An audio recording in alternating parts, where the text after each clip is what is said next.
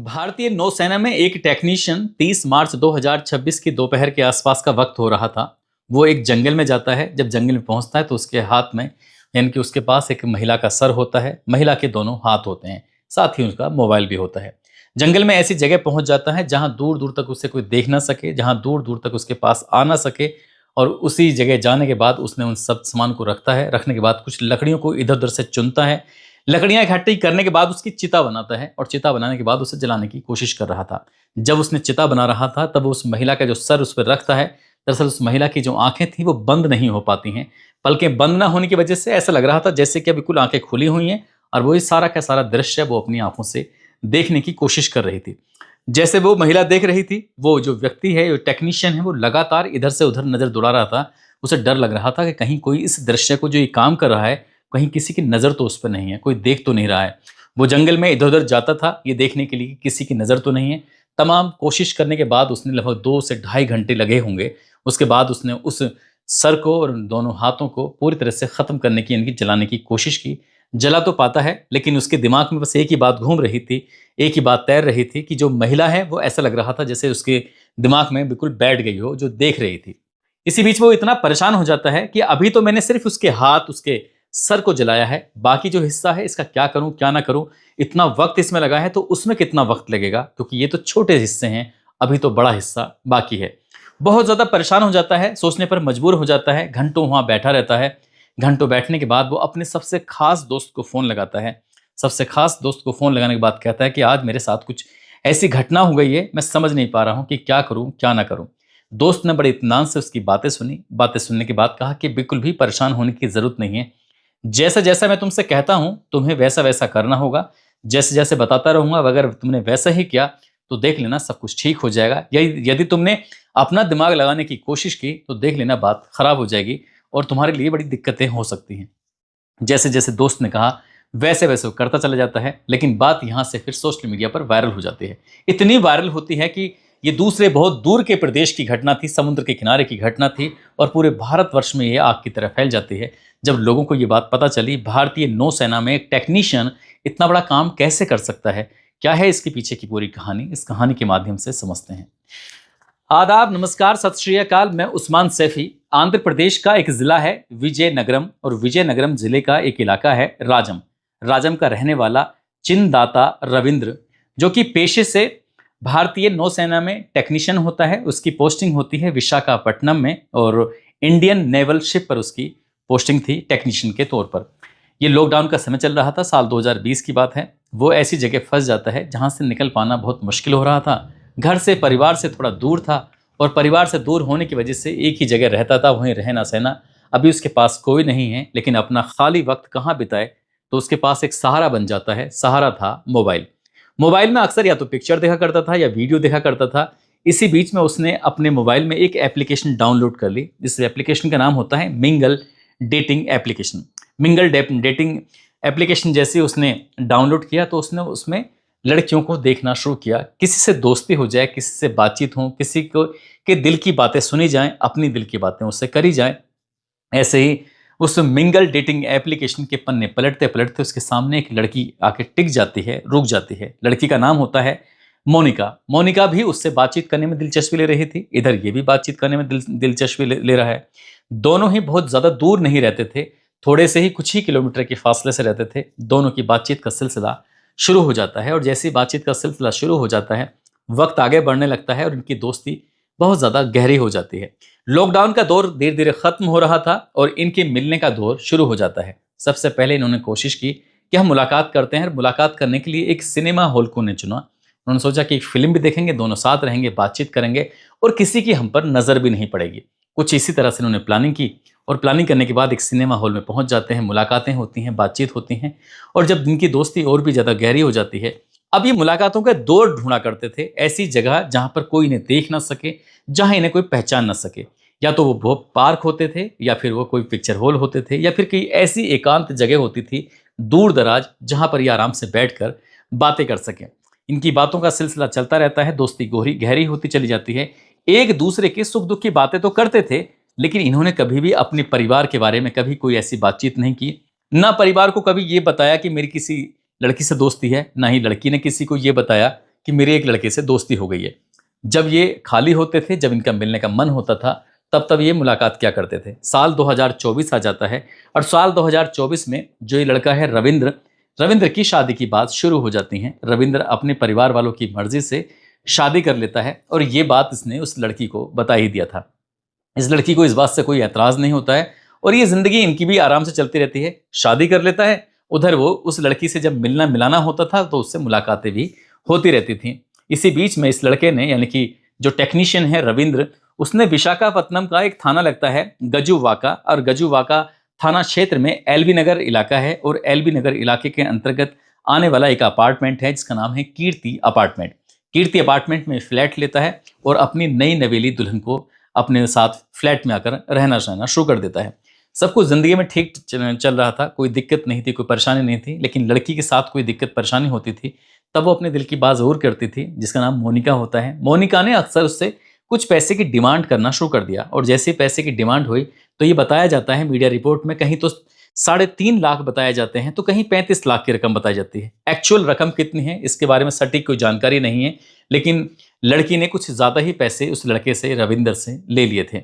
जब पैसे लेते चली जाती है तो उसने अपने पैसे वापस मांगने की कोशिश की कि तुमने मुझसे कुछ उधार लिए थे मोनिका, मुझे वो पैसे वापस कर दो। मोनिका ने साफ साफ इनकार कर दिया, पैसे तो तुम्हें मिलेंगे नहीं, लेकिन तुमने अगर ये पैसे देना बंद नहीं किया तो देख लेना, मैं तुम्हारी दुल्हन को सारी सब कुछ पूरी कहानी बता दूंगी। पूरी कहानी अगर बता दी जाएगी तो फिर देखना तुम्हारी दुल्हन तुमसे नाराज हो जाएगी, वो तुमसे दूर चली जाएगी और हो सकता है कि तुम्हारे खिलाफ कोई FIR हो जाए, हो सकता है कि तुम्हें जेल जाना पड़े। इस तरह की बातें थी। वो इसने उस लड़के को ब्लैकमेल करना शुरू कर दिया। वो टेक्नीशियन इतना घबराने लगता है, सोचने पर मजबूर हो जाता है कि हम दोनों मिले थे क्या एक दूसरे को टेंशन देने के लिए मिले थे। वो बार बार उस लड़की को समझाता था, लेकिन लड़की, ऐसा दावा किया जाता है कि लड़की मानती नहीं थी और वो अपनी आदतों से मजबूर हो जाती है। इसी बीच में सब कुछ ठीक चल रहा है और उसकी शादीशुदा वाली जिंदगी में उसकी जो पत्नी होती है वो प्रेग्नेंट हो जाती है। प्रेग्नेंट होने के बाद उसका इंतजार किया जा रहा था बच्चा पैदा होने का, और जब बच्चा पैदा होने का टाइम नज़दीक आता है तो फरवरी 2026 में उसकी जो पत्नी होती है वो अपनी मायके पहुंच जाती है। मायके में राजम, जो कि जो विजयनगरम ज़िला है, उसी जगह पहुंच जाती है अपने मायके में, वहां अपनी माँ के साथ रहना शुरू कर देती है। इधर जो ये टेक्नीशियन है वो बिल्कुल अकेला है अपने इस विशाखापट्टनम के गजुवाका कीर्ति नगर अपार्टमेंट में। जब वहां रह रहा था तो इसी बीच में फिर से इनकी बातचीत का दौर शुरू हो जाता है और बातचीत चली रही थी। वो लड़की जब जब बात करती थी तब तब पैसे की डिमांड होती थी और धमकियां और दिया करती थी कि अगर कुछ भी कहा, रोका टोकी करने की कोशिश की तो पत्नी को पूरी कहानी बता दी जाएगी, फिर देखना तुम्हारी जिंदगी में क्या उथल पुथल मच जाएगी। ऐसे ही 29 मार्च 2026 की ये बात है। 29 मार्च 2026 को उसने कहा कि शायद मैं सरप्राइज देना चाहता हूँ। सरप्राइज ये है कि मेरी पत्नी यहाँ पे नहीं है, वो मायके गई हुई है। अगर मोनिका तुम मुझसे मिलना चाहती हो तो आ जाओ अपार्टमेंट में, मैं तुम्हारा इंतजार कर रहा हूँ। 29 मार्च 2026 की दोपहर का समय था, लगभग 1 बजे के आसपास का वक्त हो रहा था। मोनिका फ्लैट पर पहुंच जाती है। फ्लैट पर आने के बाद करीब करीब 4-5 घंटे दोनों साथ रहते हैं।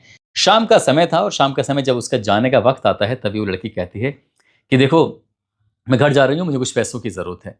तो यहाँ पर रविंद्र साफ साफ मना कर देता है कि पैसे की क्या ज़रूरत है, पैसे क्यों बार बार मांगती हो। और उसने कहा कि मुझे अब मैं पैसे नहीं दे पाऊंगा और मैं तुमसे एक बात करना चाह रहा था कि मेरी पत्नी को एक बच्चा भी पैदा हो गया है और मैं अपनी पत्नी के साथ खुश हूँ। तुम अपनी एक नई ज़िंदगी बना लो, अपनी नई ज़िंदगी में चले जाओ, तो इसलिए तुम मुझे परेशान मत करना। लेकिन लड़की थी, उसने कहा कि ये तो ज़िंदगी ऐसे ही चलती रहेगी। इसी बात पर दोनों के बीच में कहासुनी शुरू हो जाती है। कहासुनी मारपीट में बदल जाती है और मारपीट में बदलने के बाद उसने मौका देखते ही उस महिला का कत्ल कर देता है। कत्ल करने के लिए उसने पहले से ही प्लानिंग कर रखी थी। पूरी प्लानिंग ये कर रखी थी कि वो बाजार जाता है, बाजार जाने के बाद उसे कुछ ज़रूरत के सामान खरीदने थे। जब ज़रूरत के सामान खरीदने थे, जैसे चाकू लेना था, वहाँ चाकू उसे पसंद नहीं आता है, इसलिए उसने ऑनलाइन ऑर्डर किया और एक भारी भरकम थोड़ा मजबूत सा उसने चाकू मंगाया। उसका मकसद ये था कि अगर लड़की नहीं मानेगी तो उसका फिर इंतज़ाम कर दिया जाएगा। ठीक ऐसे ही होता है। शाम का समय हो रहा था, उसने अपनी जो प्रेमिका होती है उसका मर्डर कर देता है। मर्डर करने के बाद फिर उसके शरीर के अलग टुकड़े करना शुरू कर देता है, यानी कि गर्दन को वो अलग कर देता है। गर्दन के साथ उसने हाथों को दोनों को अलग कर दिया, हाथ के साथ उसने पैरों को अलग कर दिया और जो धड़ होता है, धड़ को भी उसने 2 हिस्सों में बांट देता है। अब उसने इन हिस्सों को, जो पैर और कूल्हा होता है, उसको एक बैग में पैक कर देता है। धड़ को फ्रीज के अंदर, ऊपर वाला जो हिस्सा होता है, बड़ा फ्रीज था, उसके अंदर रख देता है। बाकी जो सिर और हाथ होते हैं, उन सिर और हाथों को वो अपने पैक करने के बाद सीधा जंगल लेके जाता है। धरापले में एक जगह लगती है, धरापले में काफ़ी जंगल का एरिया है, वहाँ जाता है। जाने के बाद उस महिला के उस बचे हुए उस शरीर को जो सर और हाथ लेकर गया था वहां उसने जलाने की कोशिश कर रहा था, जिसके लिए उसे कम से कम 3 घंटे से ज्यादा की मशक्कत करनी पड़ी। वो मशक्कत में जीत जो तो जाता है, लेकिन उसकी जो लड़की की आंखें होती हैं, लड़की की आंखें ऐसा लग रहा था पूरा दृश्य अपनी आंखों से देख रही हैं, और उस दृश्य को देखने के बाद वो बहुत ज्यादा टेंशन में आ जाता है, परेशानी में आ जाता है। वो सोच नहीं पा रहा था कि आखिरकार करूं तो क्या करूं, क्योंकि वो दृश्य उसकी आंखों से जा ही नहीं रहा था, तैर रहा था लगातार। तभी उसने अपने दोस्त को फोन लगाया। 30 मार्च 2026 की जो वक्त हो रहा था, उस वक्त पे उसने फोन लगाया। फोन लगाने के बाद अपने दोस्त को ये पूरी कहानी बताई कि मेरी एक लड़की से मुलाकात हुई थी, ऐसा हुआ था, वैसा हुआ था, उसने मुझसे इतने सारे पैसे उतार लिए, मैं शादीशुदा हूँ, मेरा बच्चा भी पैदा हो गया है, मेरी साथ ही दिक्कत होगी, मैं करूँ तो क्या करूँ। दोस्त कहता है कि तुमने तो बड़ा अपराध कर दिया है, अगर तुम इस अपराध से जो भी हुआ है अभी भी अगर तुम बचना चाहते हो तो तुम्हें नज़दीकी पुलिस स्टेशन जाना चाहिए। पुलिस स्टेशन जाने के बाद पूरी कहानी बतानी चाहिए।